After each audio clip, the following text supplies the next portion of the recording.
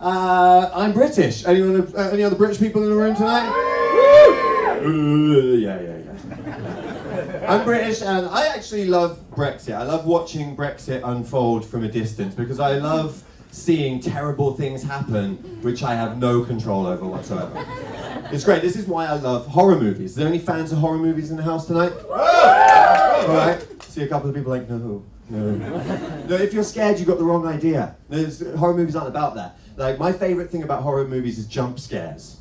Yeah? When the bad guy or the monster jumps out from behind a tree, you know? That is the only exercise I get. Seriously. Every time the monster comes out, engage the core. It's like 30 crunches all at once. Ripped. I implore you, don't get a gym membership, just watch Saw 2 every day. Be shredded! Watching those horror movies though, I noticed something as a British man watching it from a British point of view. I noticed there's not many British horror movies. Yeah, there's not many. There's a few. I mean, for example, there's The Wicker Man. Yeah, trust a British horror film to be about arts and crafts, eh? Typical. Wicker. Ugh. Basket weaving. Ah! But I mean, it's actually about human sacrifice. That's also very popular in Scotland. But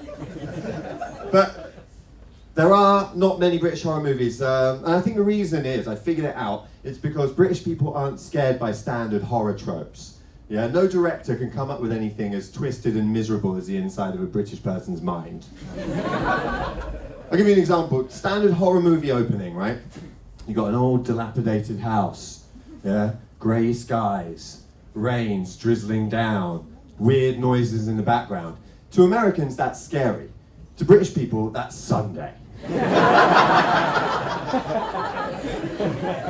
You go inside the house, you look in there, the furniture's all drab and broken, wallpaper peeling off the walls, you know, same things showing on the every channel on the TV. Yeah, work tomorrow!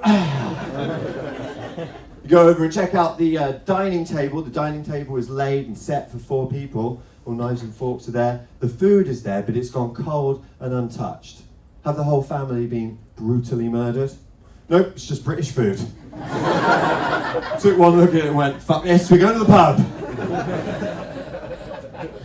There's more. I watched another one with my mother actually, and it's about a guy who moves from the city to this pristine village in the countryside, and all the residents are really nice, super polite, and so polite that it turns out they're actually pod people who are trying to steal his identity.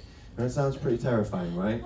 My mum thought it was a documentary about the town she grew up in, Swansea, in Wales. Yeah. She didn't get scared, she started looking at this picture of my granddad, getting teary-eyed and wistful.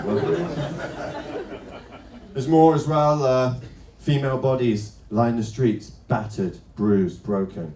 Is there a serial killer on the loose? No, it's just Liverpool on a Saturday night. Vampires? No, members of Parliament. Led by Theresa May in the role of Dracula, taking the role away from Christopher Lee, doing it much better. Zombie apocalypse? No, it's just a second EU referendum. They don't want to eat your brains, they just want to vote leave, you know? I came up with an idea for a horror film that might scare British people. Would you like to hear it? Yeah. Good, I was going to tell you anyway. So, a man goes on holiday, vacation, if you need a translation.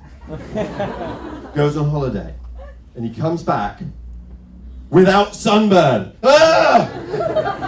Then he starts to question whether he ever went to Spain at all. And then he goes mad and kills his entire family. You know the kind of story. Pretty great.